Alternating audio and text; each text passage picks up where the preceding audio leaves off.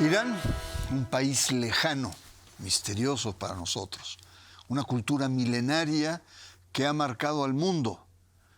Ese país está en guerra, una guerra cruenta que ha sido involucrada tanto por Israel como por los Estados Unidos.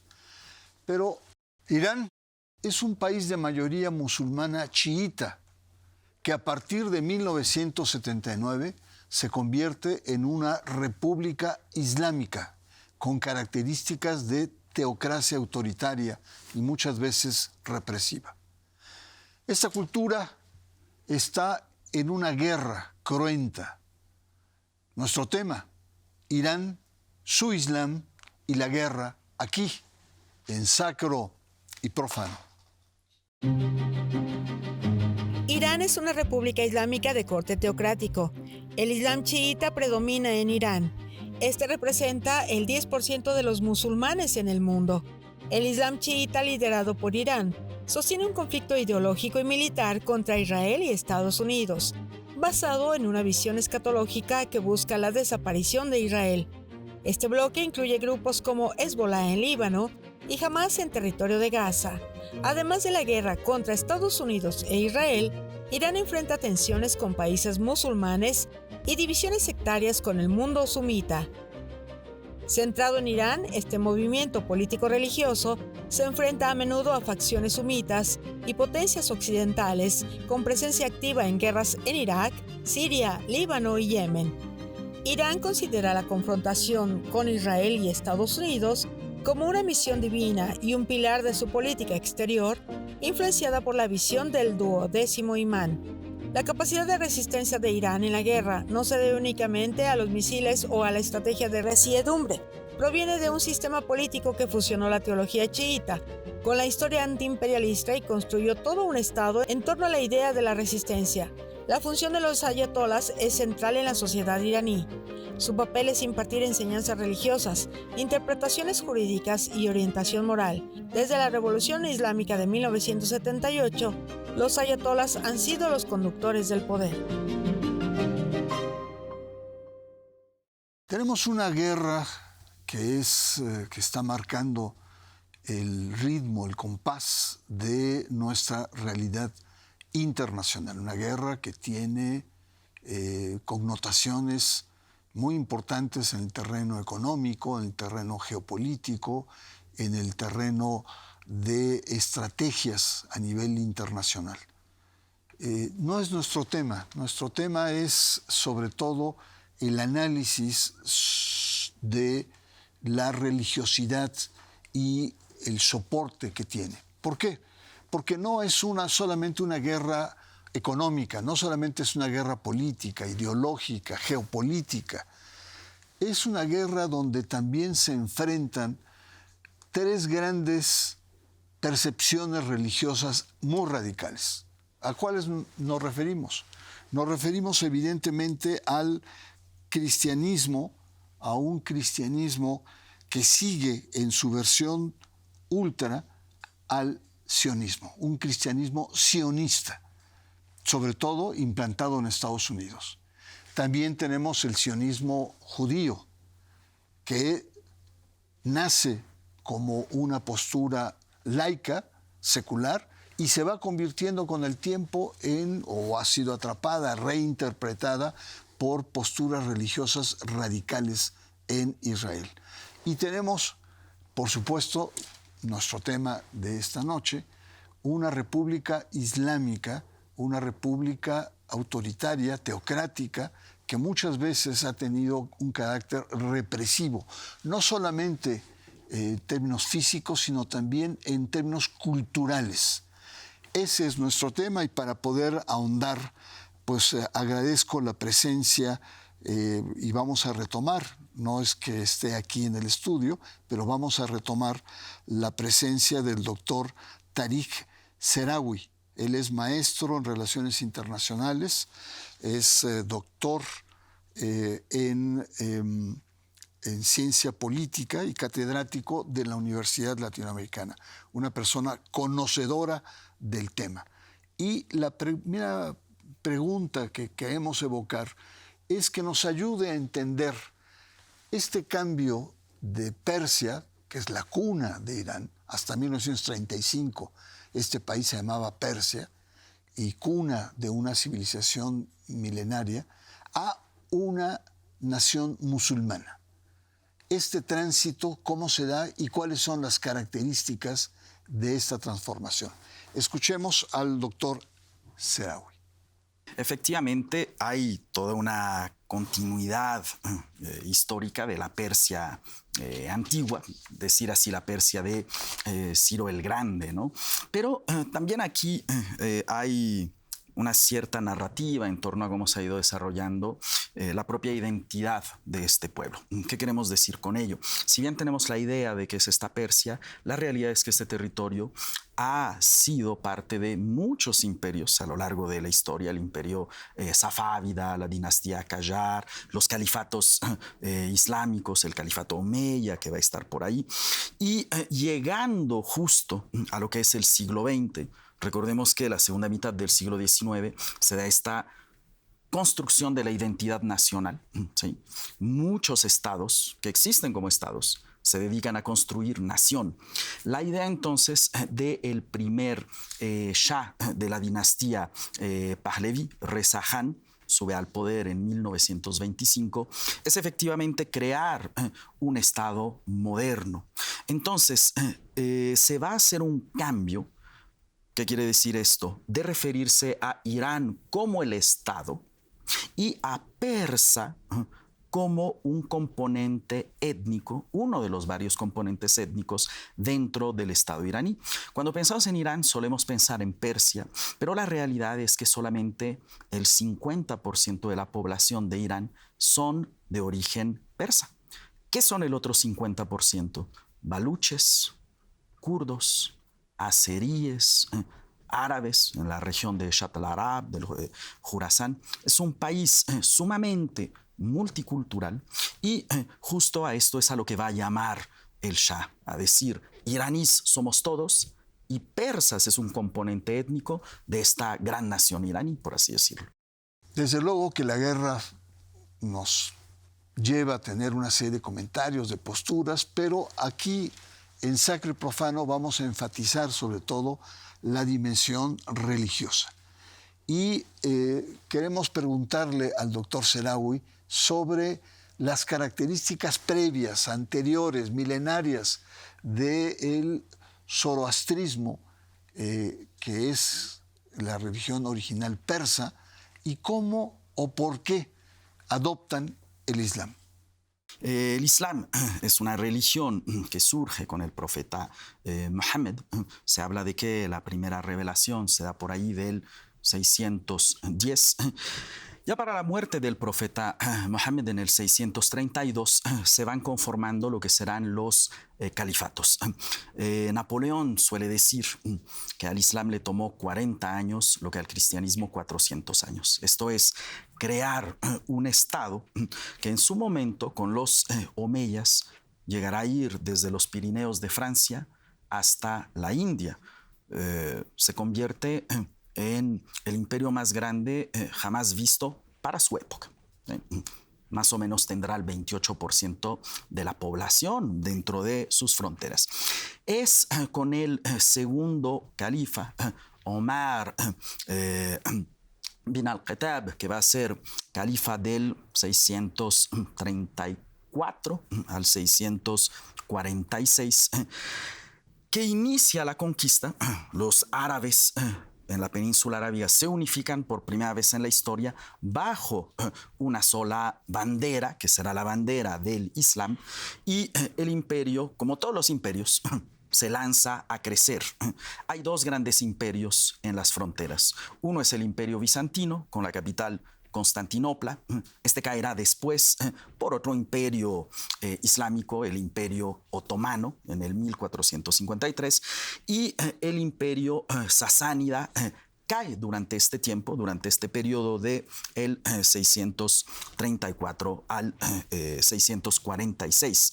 De hecho, este califa acaba siendo asesinado justamente por miembros del imperio sasánida, un poco en venganza, ¿no? Por haber conquistado el imperio. Pero pasa algo muy interesante. Dentro del Islam se aceptan las religiones monoteístas.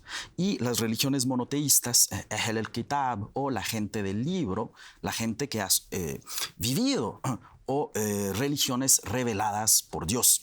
Entre ellos estarán los judíos, los cristianos y los zoroastras también.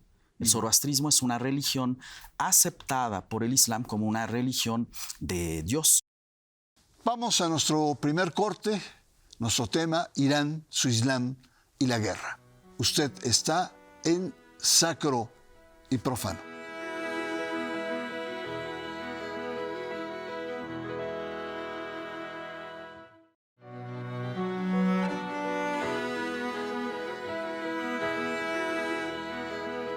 Regresamos a Sacro y Profano. Nuestro tema es Irán, su Islam y la guerra. Y tomamos como referencia una entrevista que hicimos el año pasado al doctor Tariq Seraoui. Y es muy interesante ver sus puntos de vista. Déjenme introducir el tema porque Samuel Huntington, un politólogo importante a fines del siglo pasado, escribió un libro que se llamó La guerra de las civilizaciones, o ese fue su tema central.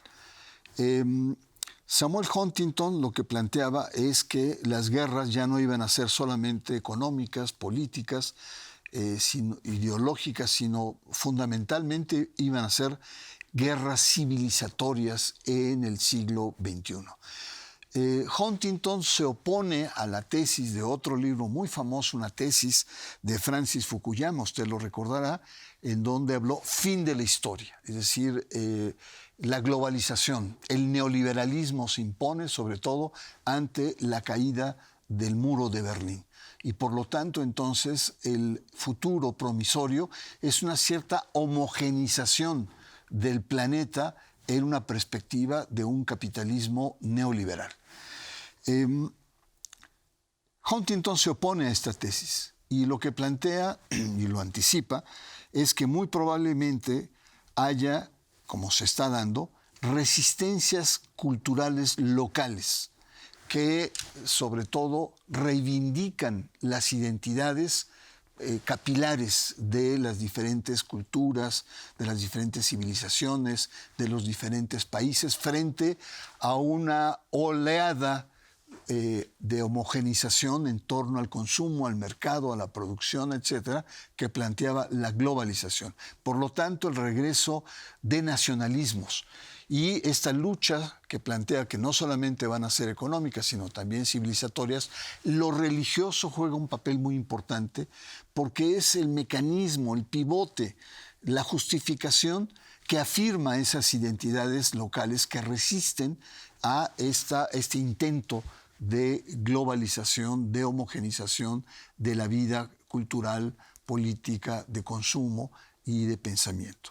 Así es que en estos días algunos han retomado esta tesis del doctor Samuel Huntington, otros la han rechazado, pero es una referencia interesante. Pero nuestro tema no es la guerra como tal, no nos consideramos expertos en estos temas, pero sí, sobre todo, traerles a usted las características de la religiosidad, de este, digamos, humus local que impera en este enorme país que es Irán. Y vamos a hacer referencia a los planteamientos del doctor Tariq Seraoui. Y le preguntamos también sobre el chiismo. Hay que reconocer que la mayor parte del universo musulmán son los sunitas, pero hay una parte importante en donde está, sobre todo Irán, en una minoría regional que es el chiismo. ¿Qué diferencia? ¿Cuáles son las características? La respuesta del doctor Seraoui. Pregunta muy interesante. muy compleja que vamos a intentar aquí sintetizar en poquito tiempo. Dentro del Islam hay dos corrientes principales: el sunismo, que serán 87% de los 1.900 millones de musulmanes que hay en el mundo, segunda religión más grande después del cristianismo, y el chiismo, que es aproximadamente 10%. Hay por ahí otra corriente, que son los ibadíes, que se encuentran en Omán, y la gran mayoría de chiitas efectivamente están en Irán. Es una división que nada tiene que ver con el aspecto religioso, es una división política. Y lo que está en el centro de esta división es quién va a convertirse en el líder de la comunidad musulmana después de la muerte del profeta Mohammed. Tras la muerte del profeta Mohammed, se decide escoger a su sucesor, al califa, Halif, a través de un tipo de consenso, lo que se llamará la Shura.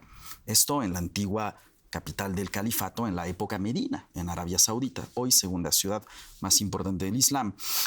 Viene Abu Bakr as-Siddiq, califa que va a estar 2 años al poder, Omar ibn al-Khattab, que hablamos de él, el arquitecto del Islam, Uthman ibn Affan, que estará más o menos 10 años al poder, y es con el cuarto califa donde se da una división. Habrá unos, que son los shías, que dirán que el califa tiene que ser una línea directa del profeta, y esta se va a dar a través de su hija Fátima, ¿sí? Y de Ali, que es el primo del profeta, está casado, y los sunis, que dirán el sucesor puede ser cualquiera de la tribu. Esto sería, digamos, de una manera muy sintetizada, la gran diferencia entre ambas corrientes. O sea, la autoridad política frente a la comunidad musulmana. Y claro, hay ciertos elementos que diferencian el cómo se desarrollan ambas corrientes religiosas. También es un hecho importante recordar que en 1979 se produce lo que se llamó en su momento la Revolución Islámica. Es decir, es el quiebre de los gobiernos seculares, modernizadores, muy involucrados en el tema de la riqueza del petróleo. Se nacionaliza en Irán el petróleo y eso genera ingresos extraordinarios al país. Pero no son distribuidos de manera equitativa. Hay mucha corrupción y por lo tanto se acentúan las desigualdades económicas, sociales. Por un lado, gente muy poderosa, muy adinerada, con una élite internacional a su disposición, y por otro lado, gente muy pobre.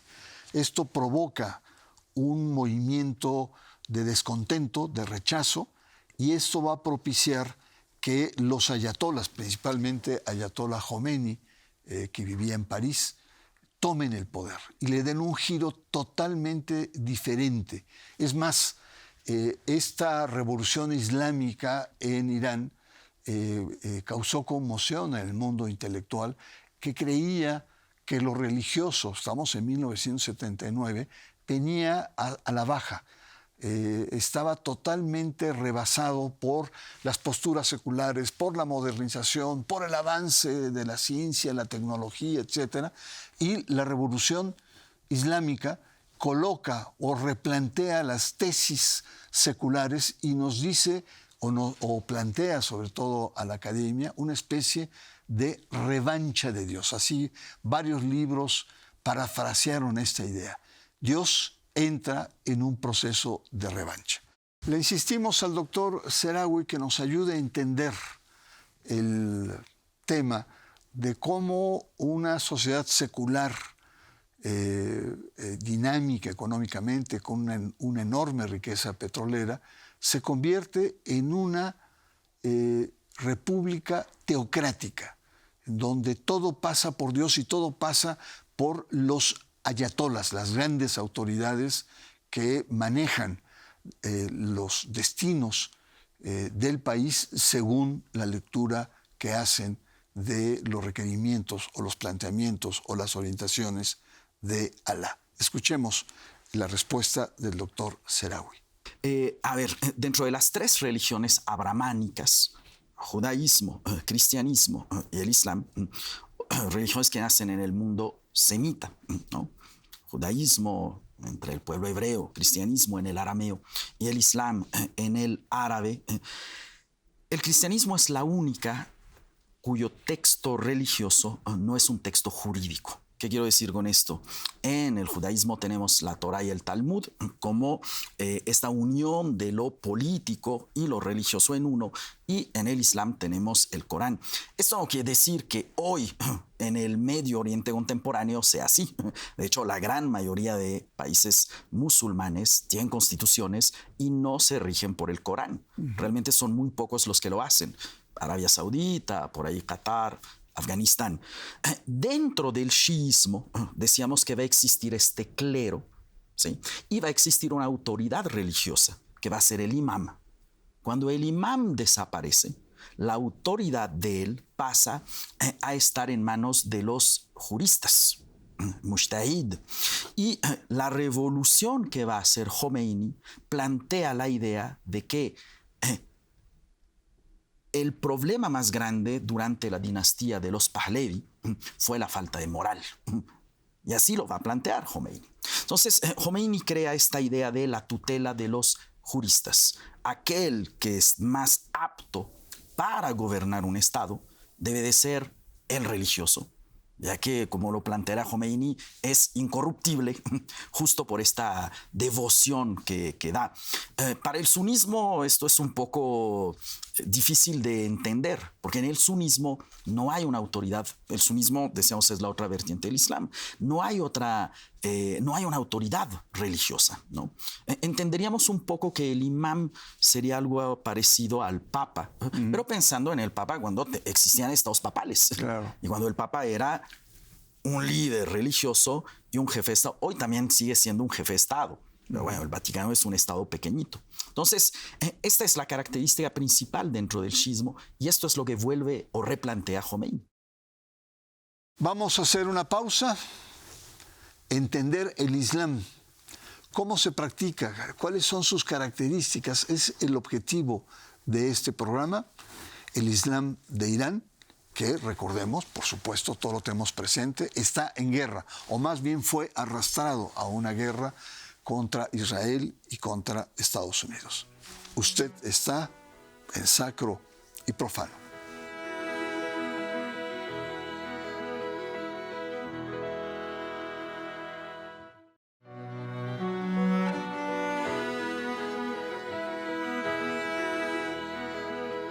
Regresamos a Sacro y Profano, Sacro y Profano del Canal 11, y tenemos como referencia a el doctor Tariq Seraoui. Y nuestra parte conclusiva es pues, ver un poco hacia adelante cómo se está viviendo. Pareciera ser que los ayatolas de diferentes generaciones están echados para adelante en esta guerra, porque no solamente es una guerra militar, es una guerra santa también, y todos los miembros, las diferentes generaciones directivas en Irán siempre hablan hacia Dios. Dios les acompaña, Dios está con ellos, lo hacen por Dios. Alá es un factor central en cómo se desarrolla la guerra. Y bueno, hay que recordar, están echados para adelante, han resistido, se han mantenido y sobre todo han puesto en predicamentos el poderío militar norteamericano y el poderío militar de Israel. Y ahí están. Finalmente, ante el acoso internacional de los medios, que no solamente son las bombas, son los objetivos, las pérdidas, las muertes, sino también es esta lucha por una identidad, por un desarrollo autónomo propio, y en el cual muchos pensamos que efectivamente al caer el ayatolá, su hijo, también muy diezmado al parecer físicamente, iba a ceder frente a las exigencias como ocurrió en Venezuela. Pero no fue así, al contrario. El pueblo se ha atrincherado, incluso tiene un apoyo de la nación, porque hay una perspectiva nacionalista, un nacionalismo religioso. Y la pregunta a nuestro referente esta noche, doctor Seraoui, él es: ¿cuál es el futuro de este pueblo iraní? ¿Y cuál es el futuro también de este Islam sunita? El régimen puede ir para dos caminos. Por lo regular, cuando hay un ataque externo, esto suele tener un efecto de agruparse alrededor de la bandera. Pero también lo que el régimen descubrió es que está infiltradísimo por las agencias de inteligencia de Israel, la Mossad principalmente. Veamos que hubo ataques muy precisos. Yo creo que esto va a hacer que el régimen se endurezca todavía más. Probablemente lo que va a hacer el régimen a partir de ahora va a ser purgas al interior. Porque claro, el que Israel, el régimen israelí haya podido encontrar de manera tan fácil a científicos, a altos mandos del régimen para eliminarlos. Militares. Desde luego agradezco al doctor Seraoui su presencia en este foro, aunque sea virtual. Fue importante retomar sus planteamientos y recordar que estas guerras son crueles, son dolorosas, son humillantes para los pueblos. Son no deseadas por ninguno de los pueblos. Sin duda, el factor religioso cataliza y agudiza los antagonismos, pero también debemos reconocer que lo religioso puede jugar un papel de mediación, de alivio y de distensión de un conflicto. Optemos desde diferentes perspectivas por la paz, por la supervivencia de la humanidad. Llegamos al final y por supuesto le espero la próxima semana aquí en Sacro y Profano.